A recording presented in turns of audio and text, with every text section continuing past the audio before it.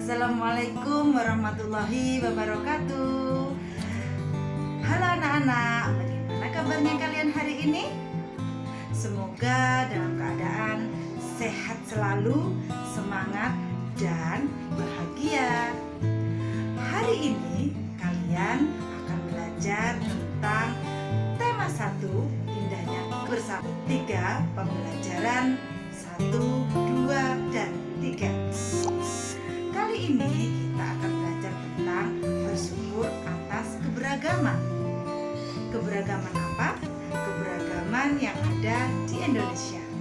Salah satunya adalah keberagaman jenis makanan. Untuk itu, marilah kita simak beragaman apa saja makanan yang ada di Indonesia. Kita simak penjelasan berikut ini. Kali ini kita akan mempelajari tema 1, indahnya kebersamaan, subtema 3, bersyukur atas keberagaman, pembelajaran 1. Indonesia memiliki keberagaman adat istiadat, makanan, permainan tradisional, lagu, tarian, serta lainnya. Kita perlu mensyukuri karena dapat menikmatinya. Aku suka sekali makan nasi uduk dengan irisan bawang goreng dan telur dadar. Ini makanan tradisional Betawi. Apa makanan favorit daerahmu? Apa kamu juga menyukai makanan khas daerah lain? Bagaimana pendapatmu dengan beragamnya makanan khas negeri ini? Nah, di sini ada beberapa makanan khas dari beberapa daerah. Sega jamblang. Nasi jamblang dalam bahasa Indonesia adalah makanan khas dari Cirebon, Jawa Barat. Nama jamblang berasal dari nama daerah di sebelah barat kota Cirebon. Nasi pecel. Nasi pecel adalah sarapan kesukaan masyarakat Madiun, Jawa Timur. Saya juga suka ini. Selanjutnya, lontong sayur. Lontong sayur sangat mudah kamu temui di Jakarta dan Jawa Barat sebagai menu sarapan favorit. Nasi krawu. Nasi krawu adalah makanan khas kota Gresik yang terbuat dari campuran nasi dan daging sapi dengan kadar minyak yang cukup tinggi. Nasi gudeg atau dalam bahasa Jawa disebut sego gudeg adalah makanan favorit di Yogyakarta. Indonesia memiliki rumah adat yang beragam. Kita harus mensyukurinya. Ayo kita cari tahu lebih lanjut. Berikut adalah rumah adat dari berbagai provinsi di Indonesia. Rumah Gadang, rumah adat Sumatera Barat. Yang kedua, rumah Aceh, rumah adat Nanggro Aceh Darussalam. Rumah Balai Batak Toba, rumah adat Sumatera Utara. Rumah adat Tongkonan, rumah adat Provinsi Sulawesi Selatan. Baileo, rumah adat Provinsi Maluku. Rumah adat Bangka Belitung. Nah, sudah jelas bukan? Keberagaman makanan apa saja yang ada di Indonesia. Tentunya patut kalian coba ya.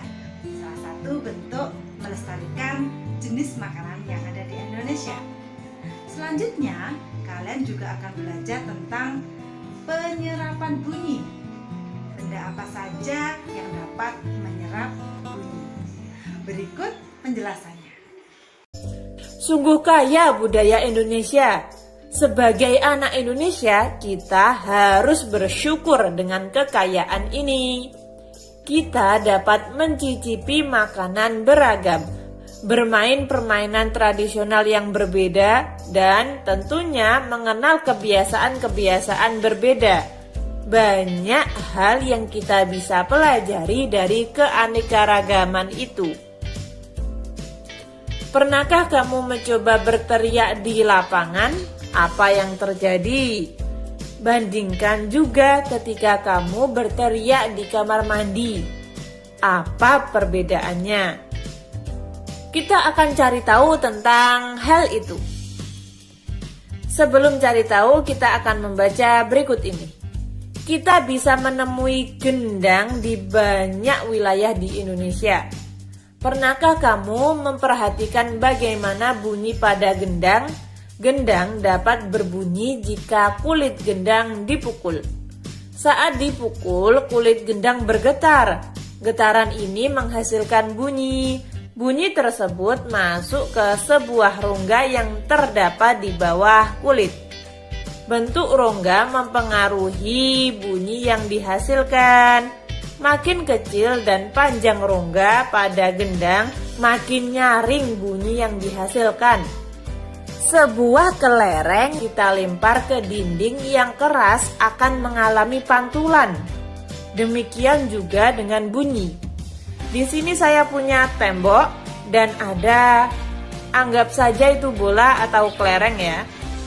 Ketika kita lempar ke tembok, apa yang akan terjadi? Mari kita coba.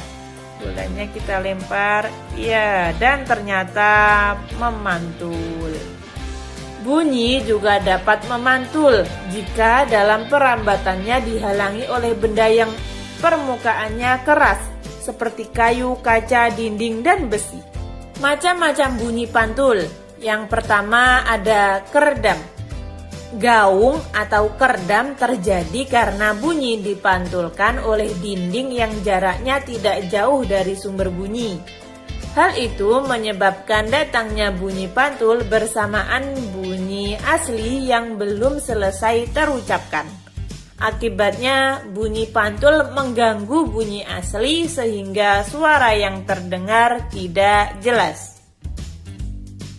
Sedangkan gema terjadi karena bunyi dipantulkan oleh dinding yang jaraknya jauh dari sumber bunyi. Hal itu menyebabkan datangnya bunyi pantul setelah bunyi asli selesai terucapkan. Jadi, bunyi pantul yang terdengar lengkap sesudah bunyi asli.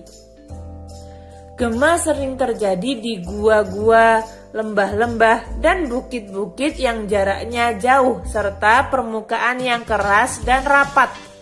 Selain itu, gema juga dapat dipergunakan untuk mengukur kedalaman jurang atau gua. Perbedaan dari bacaan tadi dapat kita simpulkan perbedaan antara gaung dan gema. Gaung biasanya terjadi di ruangan yang sempit, sedangkan gema biasanya terjadi di ruangan yang luas. Gaung bunyi pantul yang terdengar bersamaan dengan bunyi aslinya. Sedangkan gema bunyi pantul yang terdengar beberapa saat setelah bunyi aslinya. Gimana, udah paham? Selain dapat dipantulkan, bunyi juga dapat diserap. Benda-benda yang dapat menyerap bunyi adalah benda yang permukaannya lunak.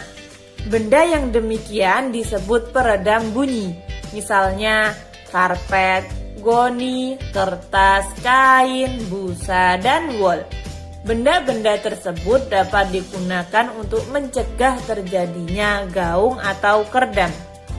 Dinding dan langit-langit gedung pertemuan, studio rekaman, dan gedung bioskop dilapisi dengan bahan-bahan tersebut supaya tidak terjadi gaung atau keredam.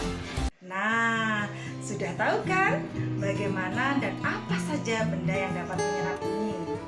Dan pembelajaran dari Ustazah, jangan lupa selamat lima waktu, belajar, dan bahagia selalu. Wassalamualaikum warahmatullahi wabarakatuh.